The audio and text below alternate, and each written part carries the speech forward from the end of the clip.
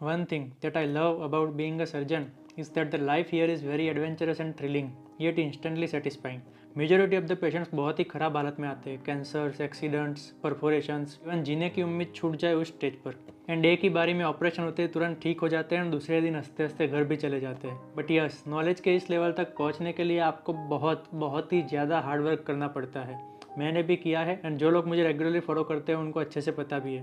But मेरी journey की different thing ये है कि मैंने बहुत ही बड़े बड़े रिस्क लिए थे, बहुत ही नए नए आइडियाज़ अप्लाई करके स्मार्ट वर्क्स किए थे, जिससे मुझे बहुत ही कम टाइम एंड मेहनत में अपने गोल्स हासिल हो गए थे। चाहे बिल्कुल ही नए कोचिंग्स एंड बुक्स यूज़ करने की बात हो या फिर ऑल इंडिया रैंक 2 पे काउंसलिंग तक अटेम्प्ट ना करने की बात हो, हर एक स्टेप पर मैंने अगेंस्ट द ट्रेंड जाके लाइफ चेंजिंग डिसीजंस लिए थे and majority of the time सारे डिसीजंस पे सही भी उतरा था। Smart work is very necessary in today's competitive world and ऐसा स्मार्ट वर्क करना पड़ेगा जो और कोई ना करता हो। एंड वही सारी चीज़ें सिखाने के लिए मैंने मिशन स्मार्ट वर्ल्ड चालू किया है। आज ही सब्सक्राइब करके मेरे साथ जुड़ जाना। So currently I am doing my MS and I have entered in the third and final year of MS general surgery. ये डिग्री लेने के लिए आपको 3 साल के बाद एग्ज़ाम क्लियर करना पड़ता है and honestly that is very difficult because आपको यहाँ पर कोई अलग से पढ़ने का टाइम नहीं मिलता है। You are working in the hospital as a doctor and that too for full time 24/7। ऐसे में टाइम नहीं मिलता, बट थोड़ा बहुत इन बिटवीन ऑपरेशंस और रात को 1-2 बजे के बाद 1-2 घंटे थोड़ी बहुत पढ़ाई हो जाती है।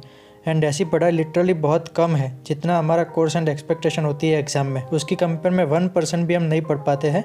बट यस, जो हम ऑपरेशंस करते हैं उसके ही एग्ज़ाम होते हैं, सो थोड़ा बहुत कम पढ़ के भी क्लियर होने के चांस तो हो ही जाते हैं। आज भी ऐसे ही 14 आवर्स की कंटिन्यूस ड्यूटी करके अभी घर आया हूँ एंड बहुत टायर्डनेस होने के बावजूद पढ़ाई तो करनी ही पड़ेगी। Today I operated 1 patient with diabetic foot.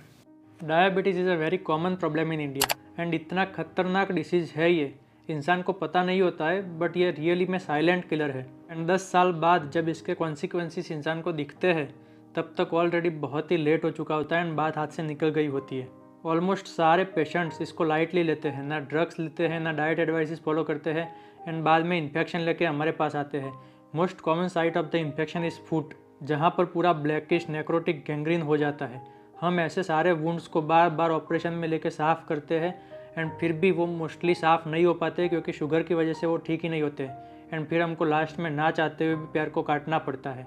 वो पैर जिसके सहारे वो इंसान पूरी लाइफ खड़ा रहा, वही पैर के बिना अब बाकी की पूरी ज़िंदगी गुजारनी पड़ती है। It's very hard and painful to leave that life and बहुत पछतावा होता है अपनी गलती पर, बट इट्स टू लेट। अब ऐसे जो भी इन्फेक्शन वाले केसेस होते हैं वहाँ पर बैक्टीरियाज के गांव बसे होते हैं। उनके मामा, चाचा, भाई, बुआ सबके साथ साथ पीढ़ियाँ वहाँ पर माहौल बना के पार्टीज करते हैं। इतने होशियार होते हैं ये लोग कि हमारी सारी ड्रग्स के अगेंस्ट अपनी बॉडी को डेवलप कर देते हैं, जिससे हमारी ड्रग्स का उनके ऊपर कोई असर ही ना आए एंड वो इन्फेक्शन को फैलाते चले जाए।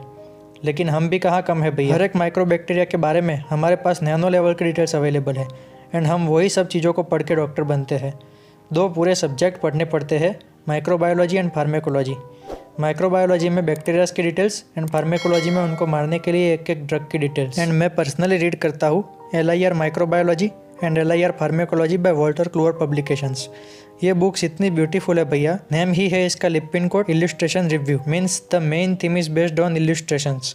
देर are plenty of colourful illustrations on each page जो आपको विजुअल मेमोरी बिल्ड करने में हेल्प करते हैं। एंड माइक्रोबायोलॉजी जैसे रट्टेबाजी वाले सब्जेक्ट में visual memory is so much important. I mean visual memory he only solution है अगर आपको लाइफ टाइम उसे याद रखना है तो। इवन मैं अपने हर वीडियो में इमेजेशन इल्यूस्ट्रेशंस पर बहुत ज़्यादा फोकस देता हूँ जो आपको रियल में लॉन्ग टाइम मेमोरी रिटेंशन में हेल्प करते हैं। ऊपर से टेक्स्ट बुक होने के बावजूद हर एक चैप्टर के बाद लास्ट में MCQs दिए हैं जो एक्टिव मेमोरी ऐड करता है बोनस में। एंड इवन आपकी यूनिवर्सिटी एग्जाम के लिए long questions and short questions का लिस्ट भी दिया है। आई मीन माइक्रोबायोलॉजी की ऐसी बुक जिसमें सब कुछ इतना सिंप्लीफाई करके दिया है मैंने कहीं नहीं देखी and so only I am using it routinely. हर एक सेकंड ईयर MBBS के स्टूडेंट को मैं ये बुक रिकमेंड करना चाहूँगा।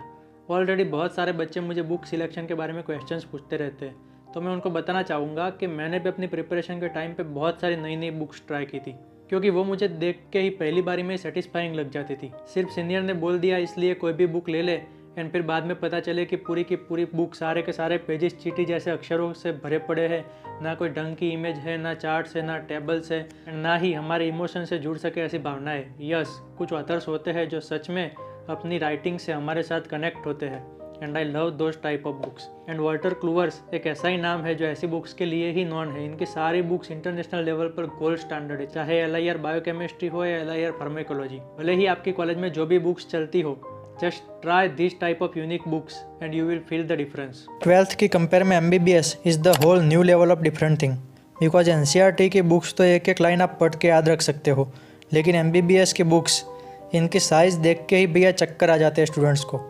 हर एक सब्जेक्ट की 3-3 ऐसी हैवी वेट बुक्स पढ़ के एग्ज़ाम पास करने होते हैं यहाँ। It's very struggling journey, but जहाँ पर भी प्रॉब्लम्स या स्ट्रगल्स आती है वहाँ पर इंसान उसका कुछ ना कुछ सॉल्यूशन भी निकाल ही देता है। एंड ऐसे ही इतनी बड़ी बुक्स के सामने थोड़ी छोटी छोटी बुक्स हमारे सीनियर्स ने ढूंढी हुई है जो आप कम टाइम में पढ़ के एग्ज़ाम क्रैक कर सकते हो।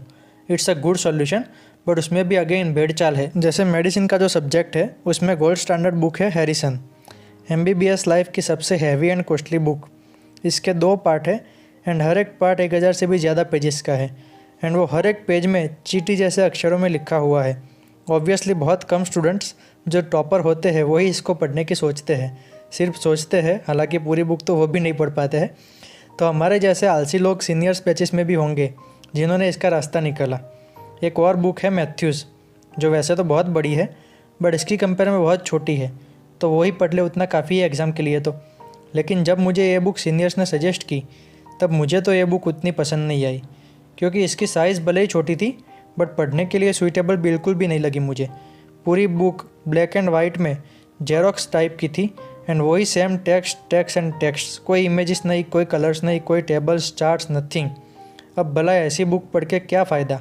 आपको लगेगा छोटी बुक है जल्दी ख़त्म हो जाएगी, लेकिन भैया ऐसी बोरिंग बुक्स पढ़ने में आपको 10 गुना ज़्यादा टाइम एंड एनर्जी लगता है, क्योंकि आपका दिमाग थोड़ा बहुत पढ़ के भी लिटरली टायर्ड हो जाता है कि लॉन्ग टर्म मेमोरी रिटेंशन कर ही नहीं पाता and you will ultimately and up with the same 0 level of your beginning. And so मेरी कॉलेज में बहुत सारे लोग पढ़ रहे थे, मेरे सीनियर्स ने भी वो चीज़ रिकमेंड की थी, फिर भी मैं अगेंस्ट द ट्रेंड गया एंड मार्केट में जाके मेडिसिन की सारी बुक्स चेक की एंड एक बुक मिले उसमें मुझे, यस। देख के मुझे इतनी प्यारी लगी वो बुक, उसके colours, fonts, table, charts, images देख के ही ऐसे सेटिस्फाइंग वाली फीलिंग आ गई। बट ब्यूटीफुल चीज़ें कभी कभी दर्द भी बहुत ज़्यादा देती है, सो ऐसे बाहरी देखाव से मान जाओ, इतना भोला भी नहीं था मैं। मैंने वहाँ पर ही हैरिसन की PDF खोली मोबाइल में एंड रैंडमली एक टॉपिक इसके टॉपिक से कंपेयर कर दिया। मैंने देख लिया कि इसमें जो टेबल्स है वो सारे ऑलमोस्ट हैरिसन वाले ही है। I mean they have made this book from standard references only and बस मैंने वो बुक खरीद ली। कोई रिव्यूज़ नहीं थे, किसी ने यूज़ नहीं किया था, कोई सीनियर ने सजेस्ट भी नहीं किया था, पता नहीं ले लूँ एंड फिर बाद में पछताना पड़े। फिर भी मैंने वो बुक पढ़ने का फ़ैसला लिया एंड ले ली, वो भी मेडिसिन में जो फाइनल ईयर का एंड इवन पूरे MBBS का सबसे इंपॉर्टेंट सब्जेक्ट है फिर भी। And I never regret my decision. मुझे अच्छी लगी थी, हो सकता है आपको ना भी लगे, बट मेरी भावनाओं को समझो जस्ट, कि बुक सिलेक्शन अपने आप से करो, ना कि भेड़ चाल में कोई और बोले वो ले लिया। एंड ऐसी ही बहुत सारी text books and reference books मैंने यूज़ की थी जो जस्ट नई लॉन्च हुई हो या फिर कोई यूज़ ना करता हो। And that is what a smart work is, that is what taking a risk is, and that is what going against the trend is. ऐसी ही स्मार्ट ट्रिक्स जो मैंने खुद यूज़ की थी एंड जिन्होंने मुझे यहाँ तक पहुँचने में हेल्प की है, वो आपको बताने के लिए मिशन स्टार्ट किया है। सब्सक्राइब करके आज ही मेरे साथ जुड़ जाना। बार बार मेरे वीडियोस को देखने आने के लिए आपका बहुत बहुत धन्यवाद। मिलते हैं नए वीडियो में और भी ज़्यादा एनर्जी के साथ।